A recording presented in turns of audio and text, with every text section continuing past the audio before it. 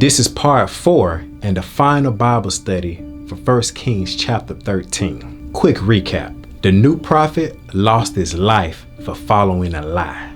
God sent the lion to deal with him. But why was the new prophet so easily convinced to disobey God's will? Let's pick back up and discuss where we last left off. There's a great reference in my King James version concerning this chapter and this lie. Let me pull this up for you. And it reads, some commentary. The old prophet probably belonged to a school of the prophets at Bethel that had earlier been true to the Lord. But under the influence of Jeroboam's new state religion had compromised its faith. Although he may have longed for old-time fellowship with the man of God, he plainly lied to him. God's prophet was too easily taken in. It points to a reference in 1 John 4:1, which I really found fascinating. I feel like this reference nailed it home.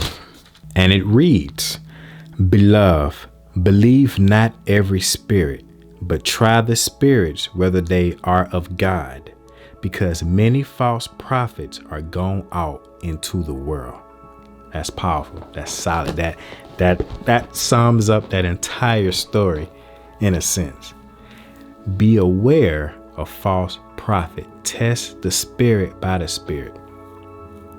How do you do that? For one, the message that someone is telling you, does it align with the Bible or does it contradict the Bible? If it contradicts anything in this word, they're probably a false prophet. Or, it could be, I know some people say and think they hear from God all the time, but it's just them. They're telling you what they think you want to hear, what they want you to hear. Sometimes with good intentions, sometimes with bad intentions. Ultimately, if it lines up with the word of God, you're probably in safe hands.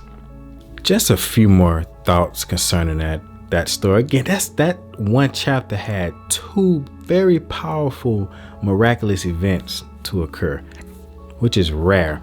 The commentary said that the old prophet was probably out of God's line of communication because of he was, following the idols and worshiping the idols Jeroboam introduced to the kingdom. I don't know how true that is.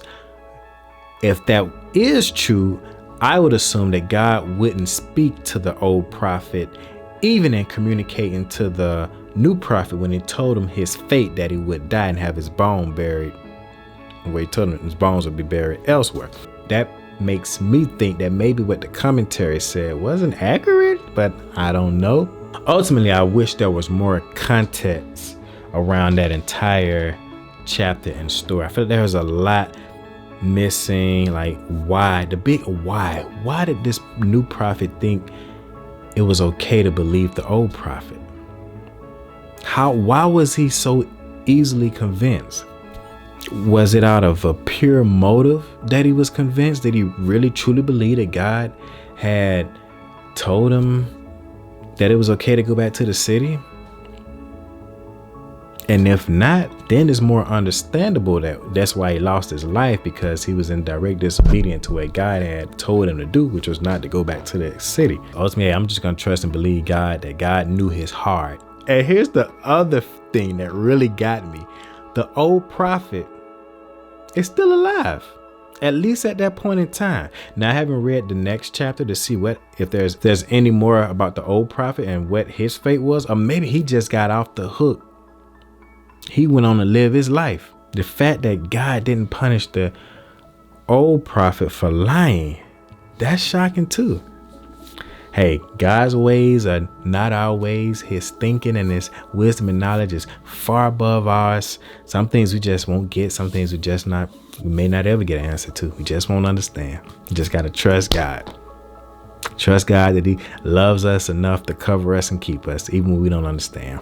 I would also think, and again, this is me on the outside looking in, the new prophet should have thought, why didn't God use the old prophet to communicate that message to Jeroboam? Which would have caused me to think that he can't be talking to the old prophet if God used me, the new prophet, to go and condemn Jeroboam and to tell him what his fate is to be. Maybe that would have clicked, or something would have triggered that made me think, nah, I'm going to keep going on this path God told me to go. I don't think he sent an angel to you, because if God sent an angel to tell you this, then why didn't God also use you to go and tell King Jeroboam his fate, old prophet? Me being a new prophet, that's a red flag. I'm going to keep going in the other direction. That's it.